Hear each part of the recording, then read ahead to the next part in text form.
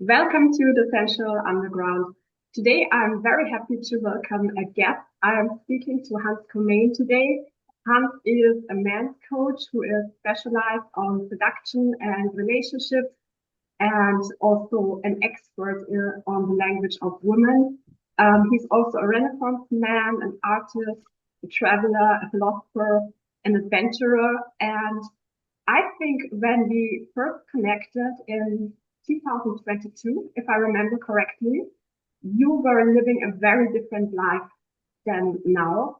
And since then, you have gone through an incredible evolution, which I would love to explore with you today, because I think it's so relevant also for other men to kind of like learn from your journey and evolution. I would also love to explore your thoughts about modern masculinity and the current dating world, which I think is very confusing for a lot of people, and how men and women can understand each other better. Mm. So thank you so much for being my guest today.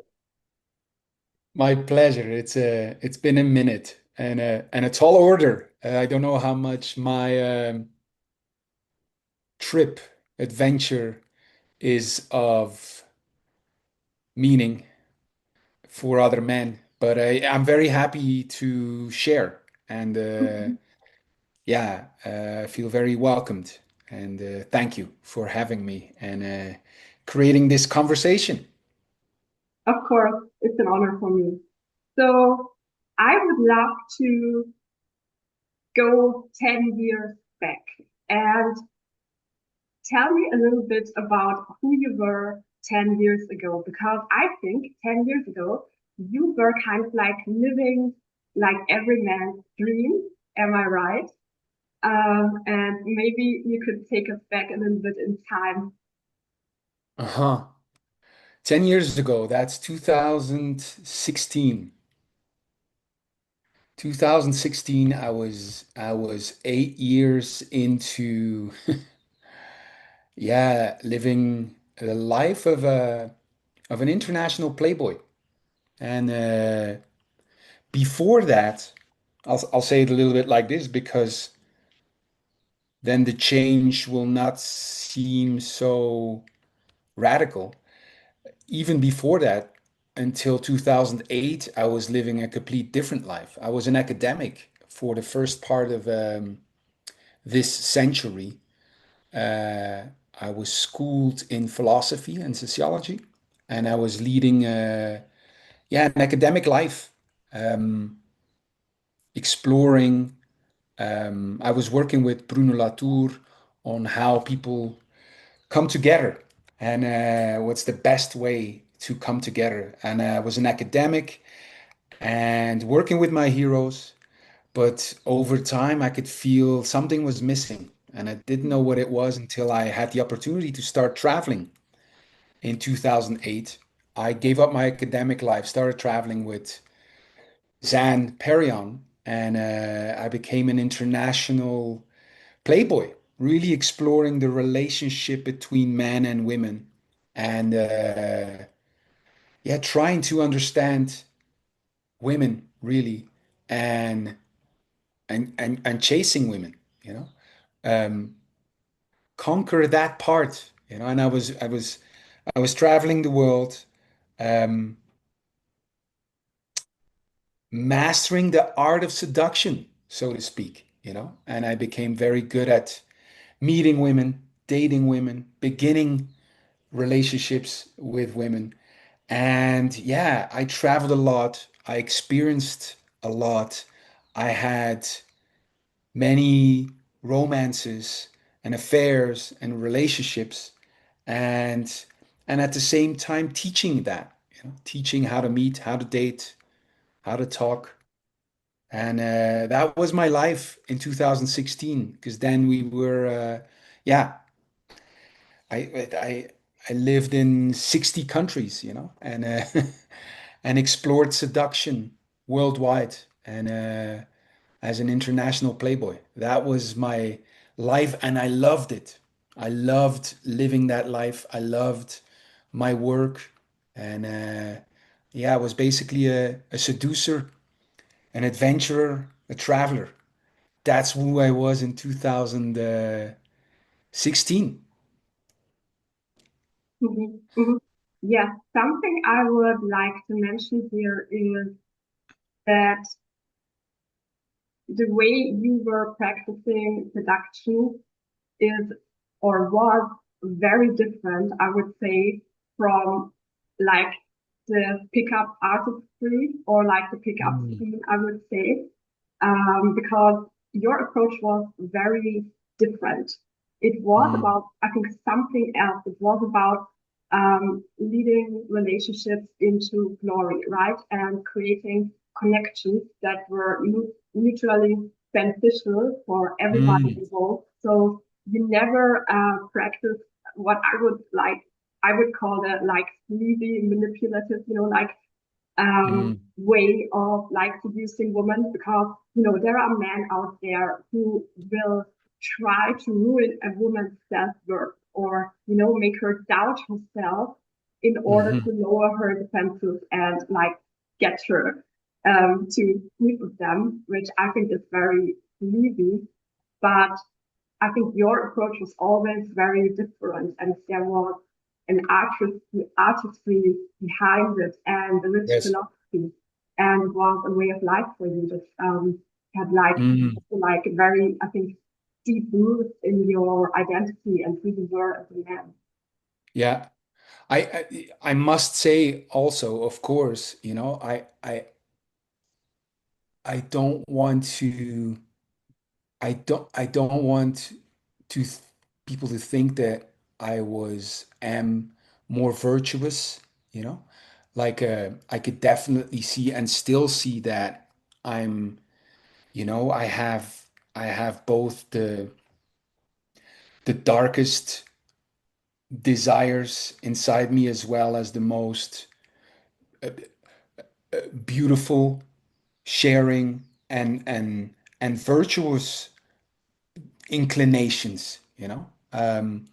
It's I certainly don't want to present myself as as just this a good guy, you know. Mhm, Um, and certainly 10 years ago, um, I had also that part of me, that was very looking to self-actualize, and also to conquer, to penetrate, to win, you know. Um, Most certainly, I had that inclination and part of me. The other part was definitely also looking to always create a win-win, and was wondering about what is not only what works, how can I get women, but also was wondering about what's the right way to seduce a woman, And is there a way to seduce that is win-win? You know? What's my integrity and my dignity as a seducer, Not just what works, but how can I create beauty with every encounter? How can I seduce in such a way that everyone is better off? Like at least I was wondering about that. And I asked myself that question all the time. I wrote a book about it, as you know, mhm, mhm, and it is really, it's the way of a seducer. And it's not about what works, but it really is about what's the right way to seduce, you know? How do I want women to remember me when I meet them, you know? And so, yeah, I definitely had that exploration all the time when I was seducing. But back then, my overall look at life, my approach to life was way more into self-actualization, about me and and how can I self-actualize? How can I penetrate? How can I conquer?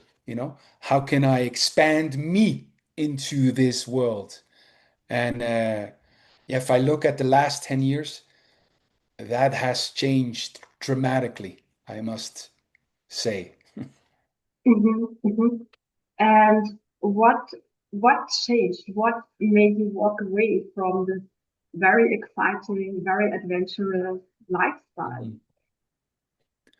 Um, well, in a way, I didn't walk away.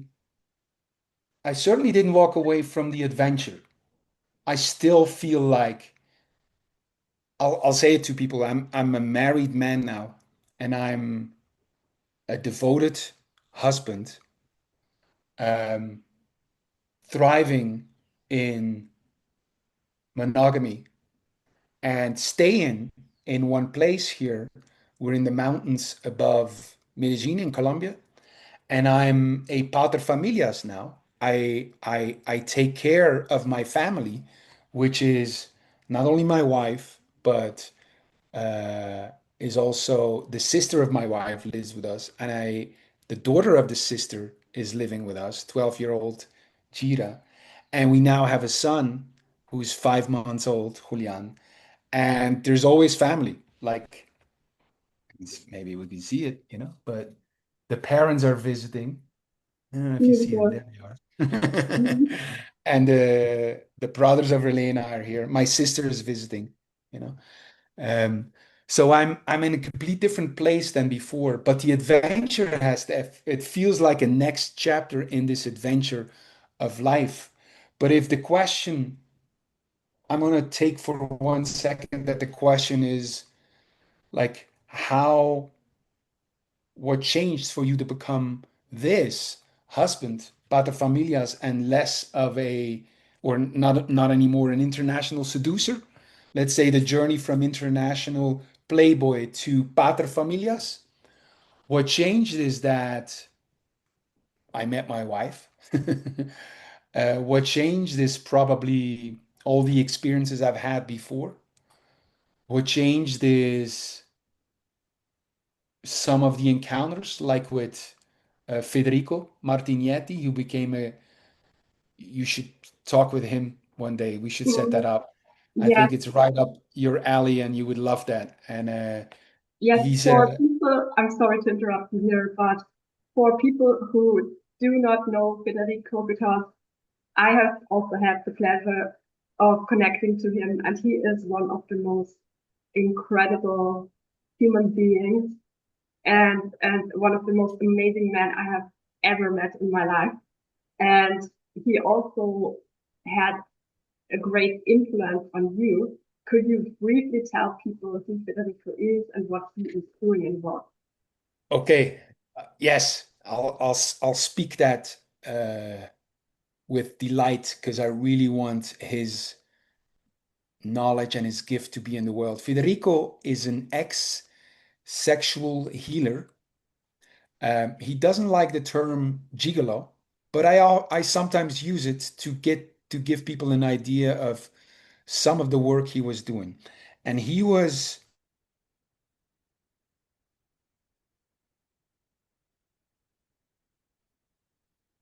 also giving women experiences they never had in life. And he was sometimes brought into couples, often by the husband, to spice up things and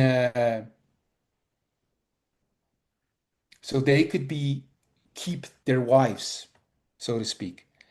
And he reached out a couple of years ago. He's been on my newsletter list for the longest time, and he reached out to me telling me that he felt he came at the end of that work and he wanted to reinvent himself before he would run out of energy. Because what he realized with time is that really he was more part of the problem than of the solution. And we talked many hours. We spent time together in different places in the world.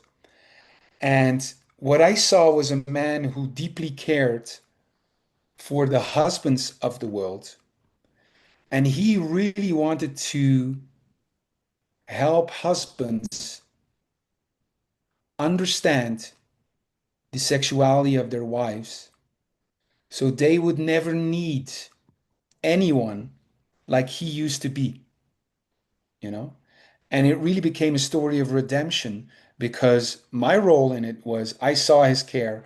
I saw a deep understanding of female sexuality and of intimacy. And I helped him translate his knowledge to the husbands of the world.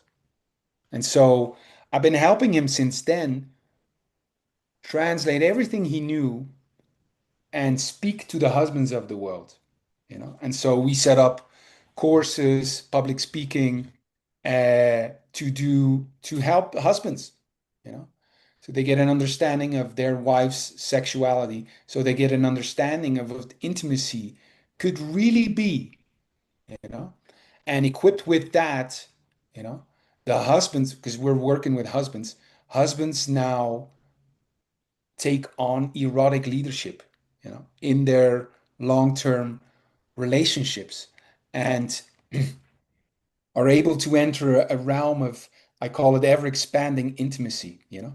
And I'll connect with that because that's, you asked me what changed.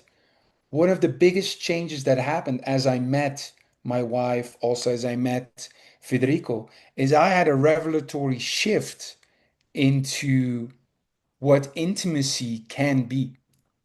And before that time, when I was an international Playboy, I looked at intimacy as a finite thing, meaning there's only so much you can know about the other. It's finite, you know? And there's always, with time, you get closer to the borders of that. With time, there's a chance of running out of things to know with the other, you know? And so therefore, I never promised sexual exclusivity to the women I met, you know, because I was convinced at some point I'll run out of things to know. And if I do that, I will need someone new, you know, to still feel the passion, you know, to grow the intimacy. I will need something or someone new to have a new field to explore. Make sense? Yeah, And as I absolutely. and what changed is I had a kind of revelation that intimacy is not finite, it's infinite. It's infinite and it expands at a rate that's greater than I get to know, you know, as long as I pay attention. And also with the paying of attention is the motor that expands the intimacy. It's like the more I look at it, the more it expands.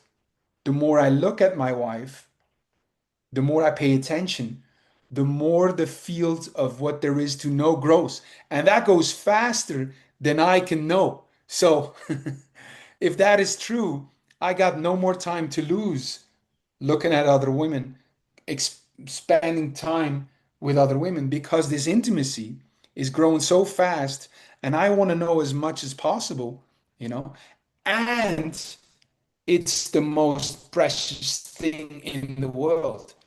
There is nothing greater than this intimacy with my woman. There's nothing so rewarding than spending with my wife, you know? And so it's like there's this quote by Marcel Proust that said, the the real voyage of discovery is not in exploring new landscapes, but in seeing with new eyes. The, I have it here actually. The real voyage of discovery consists not in seeking new landscapes, but in having new eyes. Wow. The real voyage of discovery consists not in seeking new landscapes, but in having new eyes. And you can see, like that puzzled me for years. I had that, and it spoke to me in some way. And I couldn't put my finger on what it was because I was this traveler, like, and it says, it's not in seeking new landscapes, traveling, but in having new eyes. And then it all made sense when I applied it to intimacy and a relationship with my wife. The real voyage of intimacy does not consist in seeking new women, new romances, but in having new eyes, seeing my wife with new eyes. And I went full circle because I went back to the work I had with Latour as a philosopher at the turn of the century, and about he writes about wine connoisseurs in the wine industry who are taught how to become a nose, meaning how you become a nez, you know. And wine connoisseurs, what they do as they get trained, it's not that they discover new fragrances and smells that were not there before. They don't go out. What they do is they train themselves to become more and more susceptible to these different fragrances, these new nuances, these fragrances. And so they learn to smell in a different way. They learn to enter a complete new world, not that wasn't there, but they didn't notice before, you know? And so a wine connoisseur, contrary to us, they they they understand, they see, or they are susceptible to fragrances that we are not. And they train themselves in that, And so it's the same with the intimacy with my wife. I thought, it's finite and I will need someone new. And now I see is the more I pay attention, the more there is to know, and it expands. And there's a world of, I call it ever expanding intimacy that opens up, that I get access to, that I get to explore, that I didn't see before because I wasn't paying attention. And I thought the solution was to new landscapes, new women, And now I go, wow, if I just pay attention, this expands ever and ever. And it becomes very true, that the intimacy with my wife is every time different. After every conversation, it's different. After every time we have sex, it is completely different. And we become new, and so it's this incredible realm that opened up to me that I didn't have access to, that allowed me to, you know, be completely monogamous. In fact, I don't want anything else. I will not spend my time anywhere else because why would I do that, and not expect it's like, why would I go back to wine as a kind of way to get drunk when now I have this gourmet experience with wine? You see what I mean? And Mhm. so, yeah, you asked me what changed. That was my elaborate attempt to try to make sense of that revelation, But that's what helped me enter this new phase of life. Yeah, thank you for describing it in so much detail. I think what you have cultivated or what you have tapped into with your wife is also like what I would call a devotional relationship. Hmm. And over the last, I think, 3 years, I have met more and more people who are in a devotional relationship. And Mm. like it has completely kind of like altered my view also of like monogamy and what it means to be erotically alive. Because I think most of us, we have this like inner conflict because most of us desire to belong to somebody, and most of us actually like to be in a monogamous relationship, to be like really connected with somebody. But I think the core conflict that so many people are experiencing is this loss of eroticism over time. And Hmm. therefore, I think also a lot of men see commitment or monogamy as a sacrifice, which Yes. I think it is true on a certain level if you are not tapped into like the full depth of your eros. I think it's very true. But once you just commit to like a dynamic with your partner and you have a Hmm. commitment of really going deeper and maybe also establishing a leader follower dynamic, because I think devotional relationships like yours, for example, they work because the man takes the lead, right? And he takes like the responsibility for a lot of things, Mm. Yes. which It's which Go ahead, go ahead. Sorry. which I think is key also for the woman to experience surrender Mm. and really um, experience sexual ecstasy as well.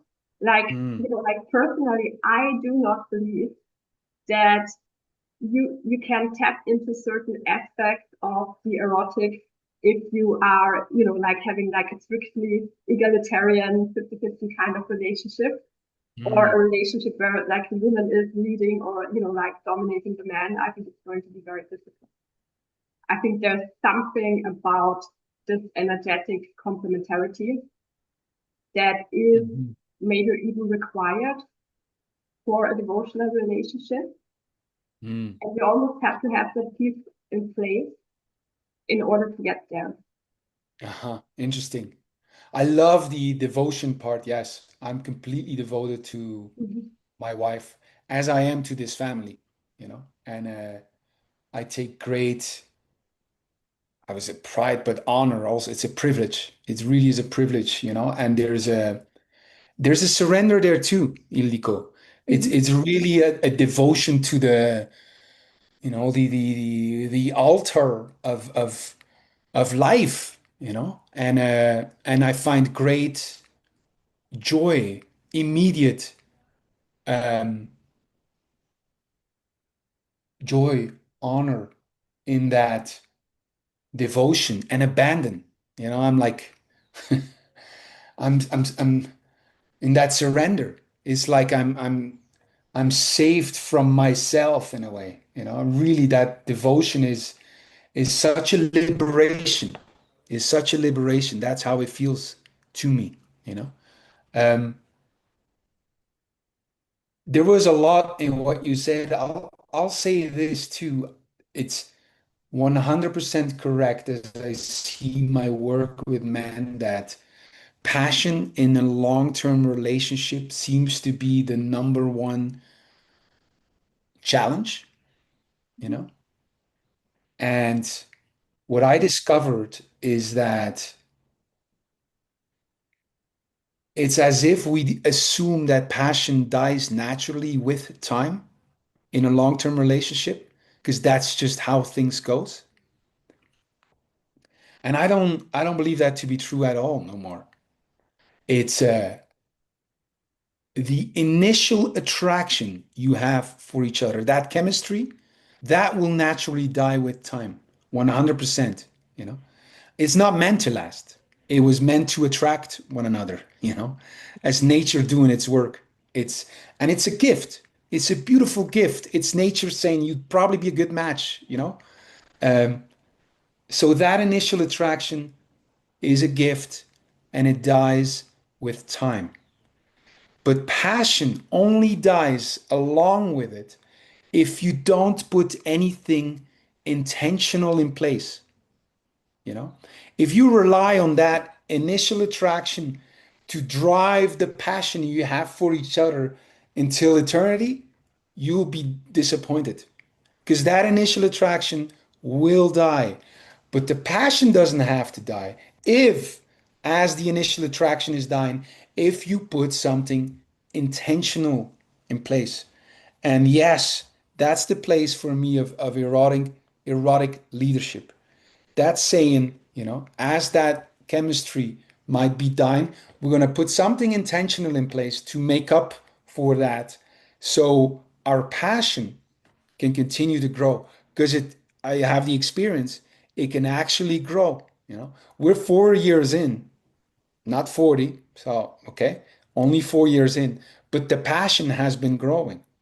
And so it's totally possible for the passion to continue to grow if you take on the role.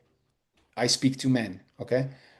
My work is with men. If you take on the role of erotic leadership, and there are very practical ways to do that, very practical ways to do that. And the first step is always, to me, you know, create a more intentional relationship, have a relationship with intention, you know, instead of uh, doing what you think you should be doing what uh, society is telling you to do, you know, believing that the Hollywood romances, are for you, and that it's about meeting the right person and then living happily ever after, hoping, wishing that things will continue to go well, and never really put something intentional in place, that's my work. I say, make it intentional.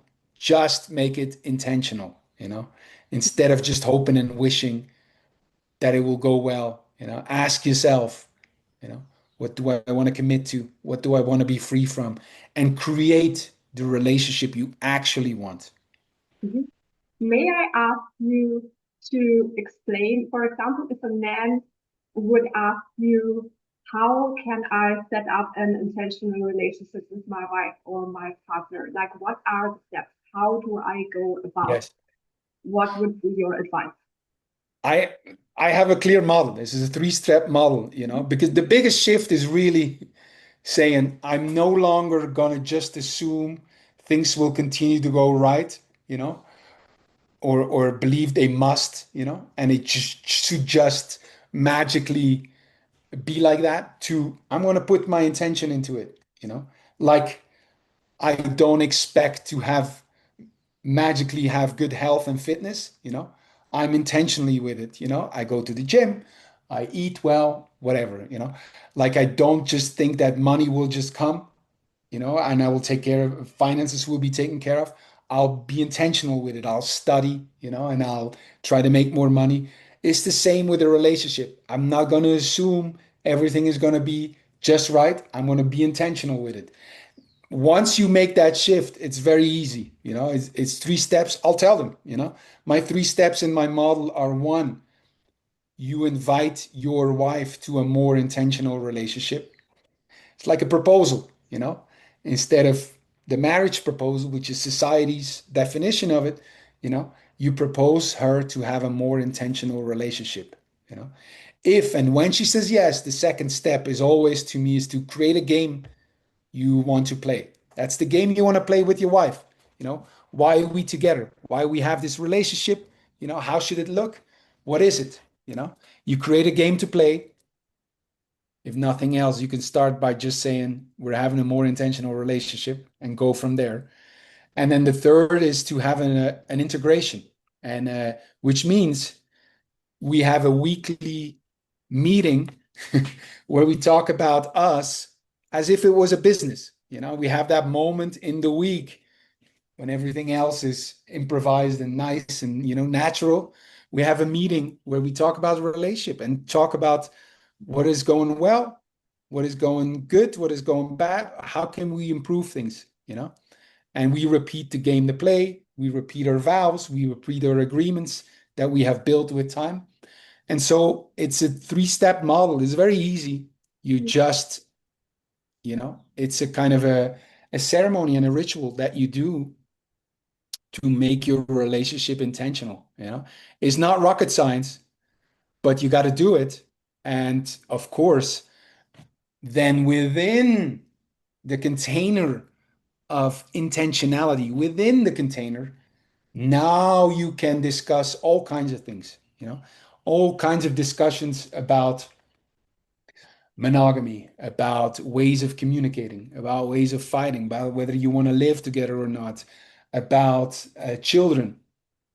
Now they have these discussions points where most people deal with them head on, as they come along, and then they find themselves in the trenches of this relationship, try to find an answer, try to fight the other, try to, now within the container of intentionality, you can discuss them all because because of the container, you have the necessary distance and perspective and also agreements already, that you can go back to and use to deal with these daily issues which come up, and that every relationship has, But yeah, those are the three steps to have an intentional relationship. Yeah, it makes so much sense to me.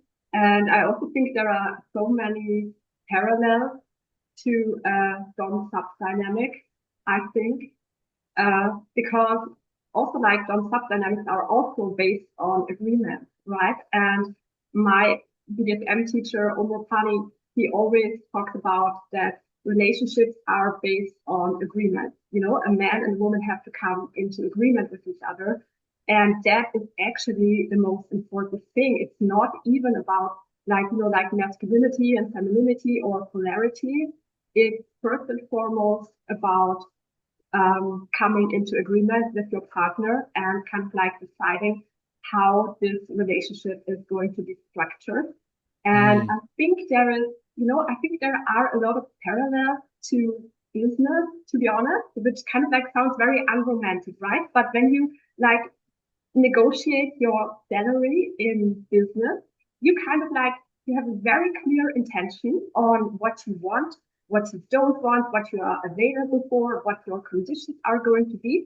And you have put in a lot of thought on what you would actually like to get out of this experience. And you have also considered the other parties.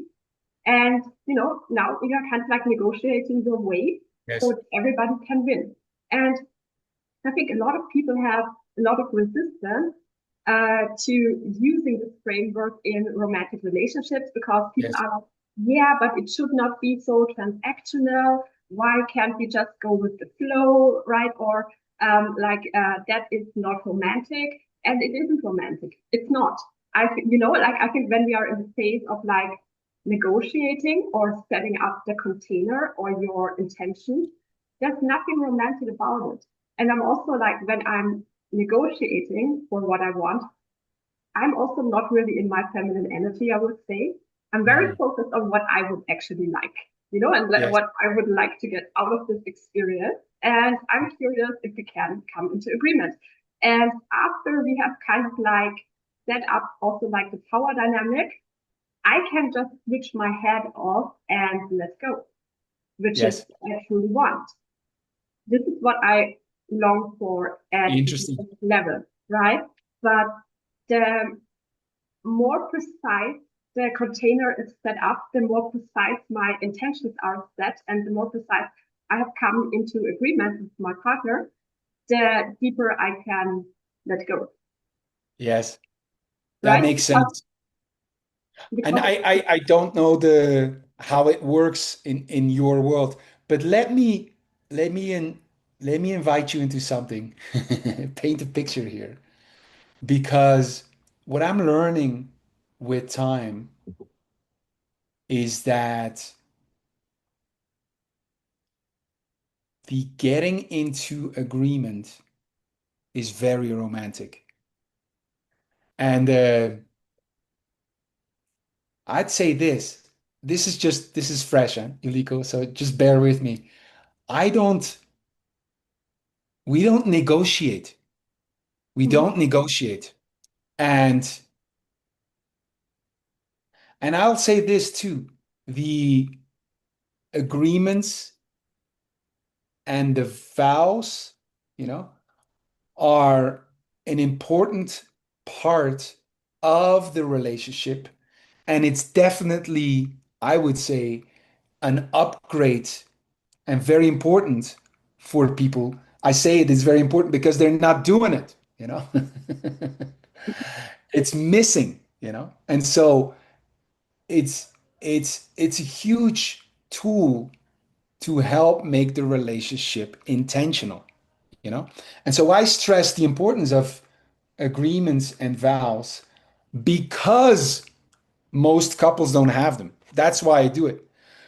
But when I look at the relationship itself that I have with my wife, it's a small part of the relationship, And you got to have it, but Mhm. it's not the key. And I need to remind myself of that, because I'm often,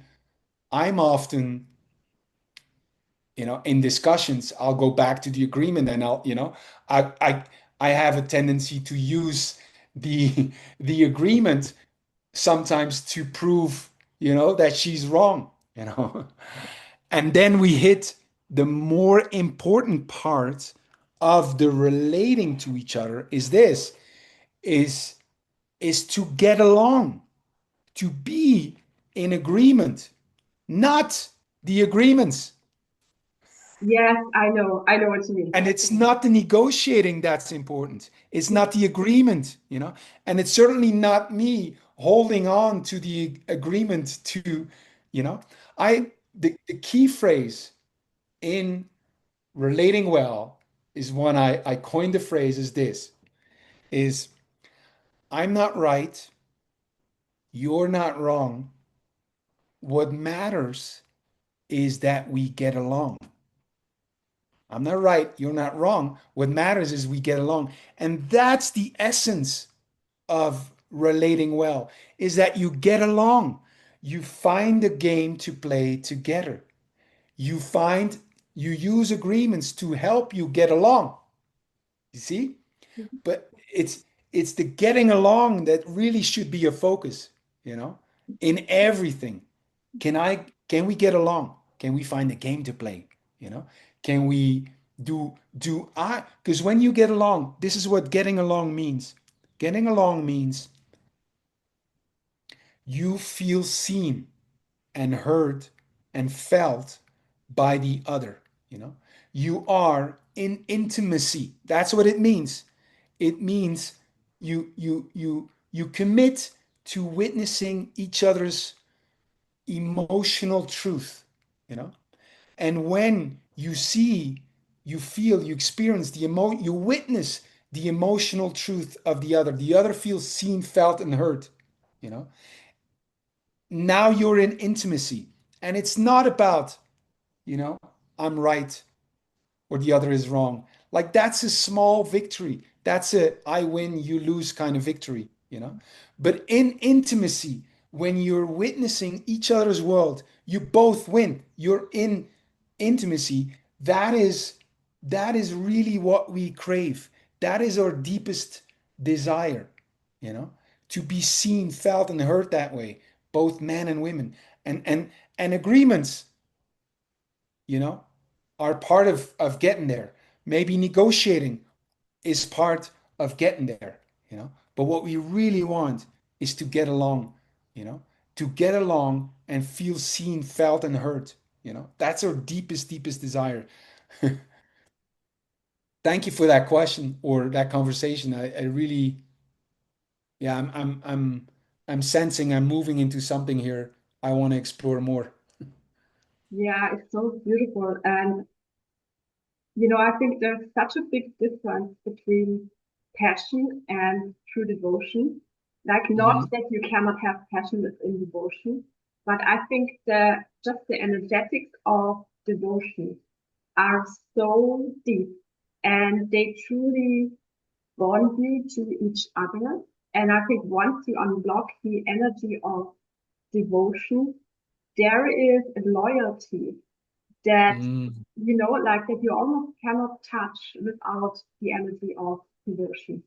Loyalty is even it's not even the right word because I think it goes deeper than that, right? It's like a sense of reverence also, Yeah. and it's kind of like how can I say this? Like it almost breaks you apart internally because it is like going through an ego death almost, Hmm. Hmm. right? And you also lose that sense of like grandiose self-importance and, like the need to self-actualize or work on yourself or, like improve myself or whatever. And you kind of like you tap into something that is bigger than you. And you almost submit to it. And you kind of like Yeah. recognize that you are, like we as humans, we take ourselves so important and also our problems, but we are just ants, like we are nothing. Um, Yes. if you look from like a bigger perspective. And I think there is so much relief and salvation once you kind of like just lose the grip on your identity and Yes. self-importance, right? I I I I really resonate with the feel with what you say as the relief of that.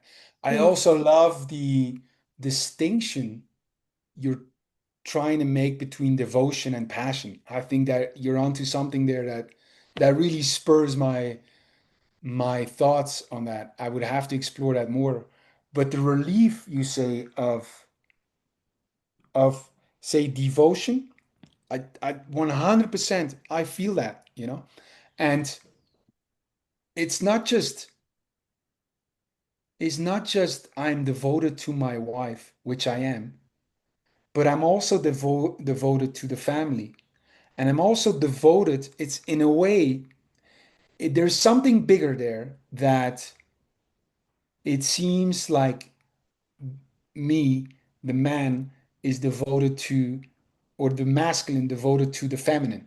And it's like we're tapping into something ancient beyond us, just us, beyond me and Elena. It really is like I'm devoted to the feminine and to life. I'm devoted to life through her, through my body and her body.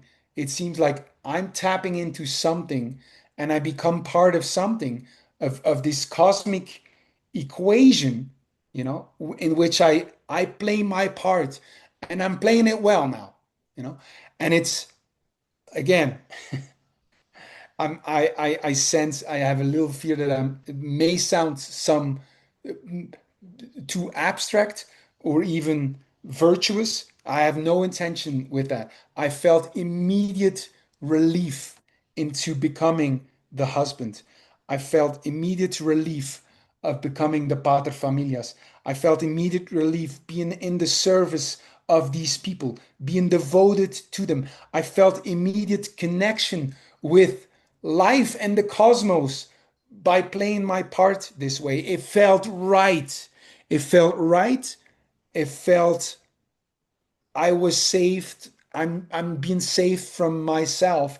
I no longer have to penetrate, create, be the biggest, be there and self-actualize and be me and explore my voice, Like no, in being in service of them, being devoted to her, to them, I'm like, whoa, thank you.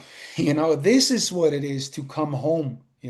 I felt immediately seen by them and by the world. Like I felt taken care of. Like of course this is it. Of course that's what I'm supposed to do.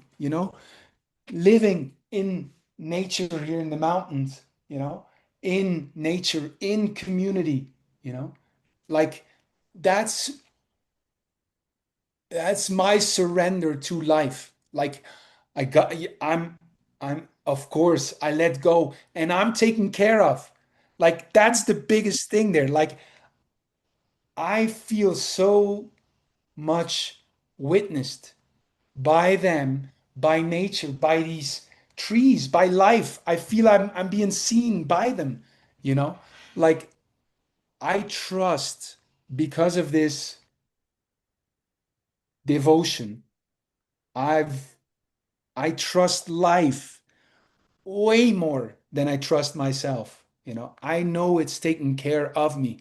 I, yeah, I sometimes say life has, life gives me what I need, not what I want, not what I think I want, but 100% what I need, you know, and it's much more beautiful than what I think I want, That's on a very spiritual level, the journey I've been on, from this self-actualizing, conquering, penetrating, developing kind of thing into way more of a surrender and an abandon and a devotion, and it feels so right. It feels so right.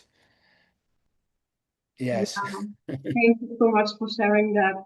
I love listening to you talking about that because I agree with you. You know, I also think that our definition of masculinity in the West is so distorted because we frame masculinity as, like this urge to just go out and conquer the world. And you're always like driven by your desire and by your love for women, right? And when you manage to get a lot of women, you are the winner, you are the alpha man, right? But I think there is an ancient energetic signature of masculinity that you have tapped into, which is completely different, which is devotional masculinity, which is what I think men were originally designed to be, Yes. right? And I think, or what I've also seen in literally every man who I have witnessed coming into this energetic is this sense of relief, right? There is like an ease about these men. There is like a depth to them and like a calm, but also a lot of aliveness and passion, but they have like a sense of groundedness and they are not like driven by their like like desire or lust anymore and there's something way deeper emerging. It's like it Mm, goes way beyond all of that. And I think we still have so few men in the public sphere who embody that kind of masculinity because we worship very dysfunctional men, like the typical like CEO, entrepreneur, millionaire guy who works in tech and has kind of like a crazy lifestyle, and like a thousand things going on, and all the women are crazy about him. And he never settles, and he has like a ton of relationships, or he is doing like open relationships or whatever. And every woman is trying to kind of like tear him down and get him to commit. And we kind of like idolize this form of masculinity. We think of it as like the alpha male, as like the ultimate expression, and we teach young men and young boys that they should try to become that. But a lot of men who mm, become that are not actually happy or fulfilled. And I also noticed from you, because you also work with a lot of men who are very successful, right? Who are entrepreneurial and who have everything going for them, and there's still an emptiness.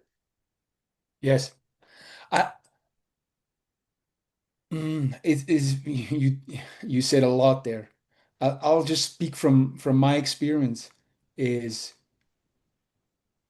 when I was in a different life and I was an international playboy, I would not have said that I was unfulfilled.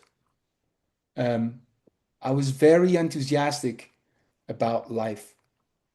Um, I talk with Federico a lot about this because sometimes I think that that stage in my life has been instrumental, or what must have been, to where I am now. Was it necessary? I don't know.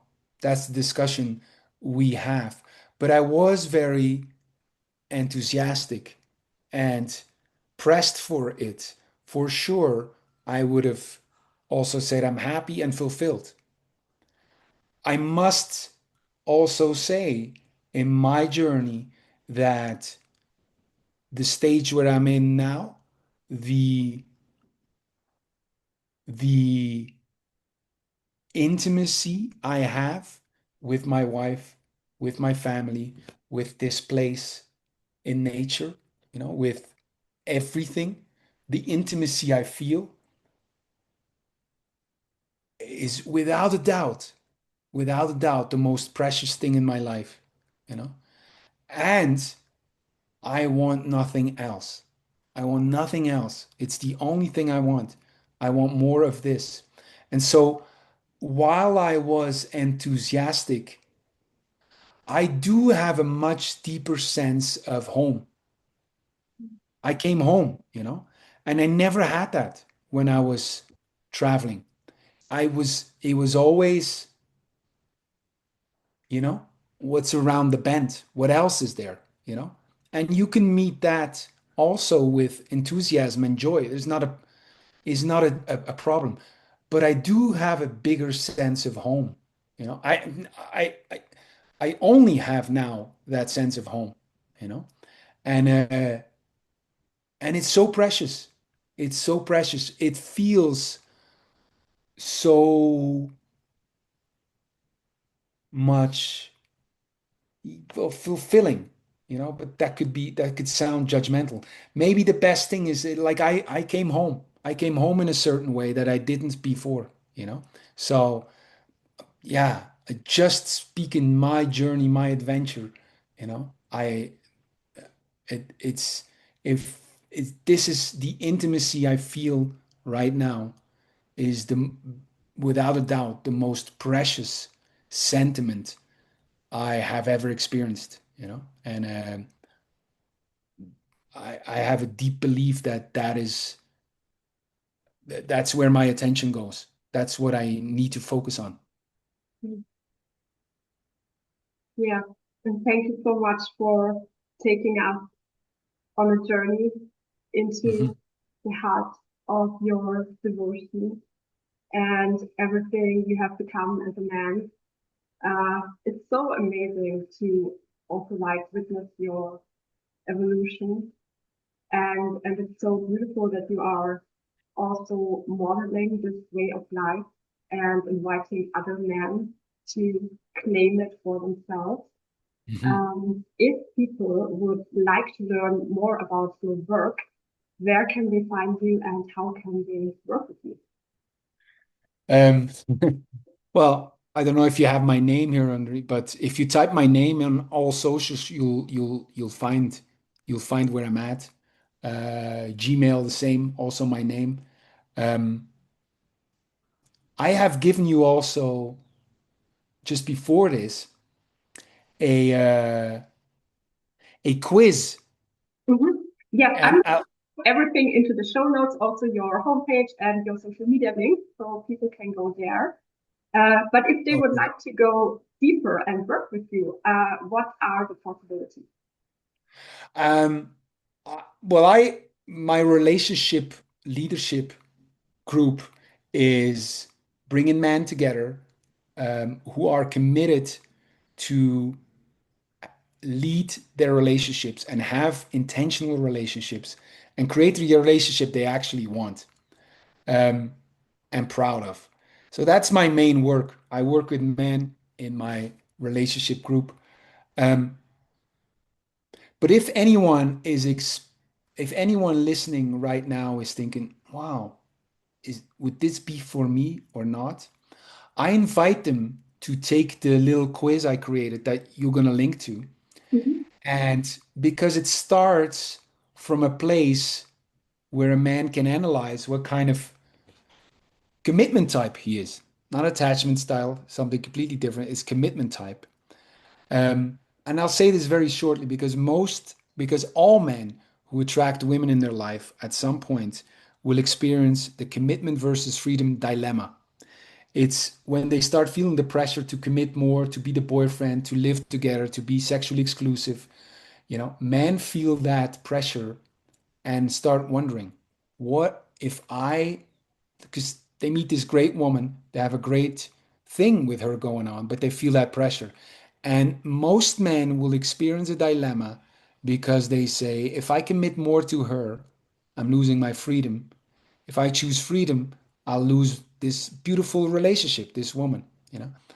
And nobody talks about this, but I'm convinced and I see it.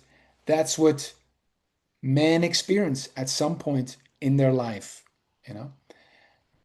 and it feels like a dilemma because whatever they choose, they lose. They lose the woman or they lose their freedom, you know? And so a man will answer that dilemma in different ways. You know, they'll either commit beyond what they commit to, they stay free and regret losing the woman, or they will compromise somewhere in between, what's most of us, you know? And that's where relationships get stuck in, you know? But there's a way out. There's a way out. And I'll stop there. Say, do the quiz. You'll see what commitment type you are, how that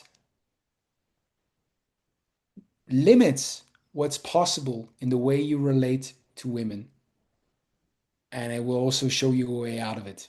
So, yeah, if any of this speaks to you, you want to go a bit deeper, do the quiz, is what I would recommend. Yes, please everybody check out the quiz. And thank you so much for being my guest today, for enlightening us. It was truly a delight to listen to you, and thank you so much for your inspiration and your work. Thank you, Iliko. Really, thank you for making this conversation possible. Thank you very much. You're welcome.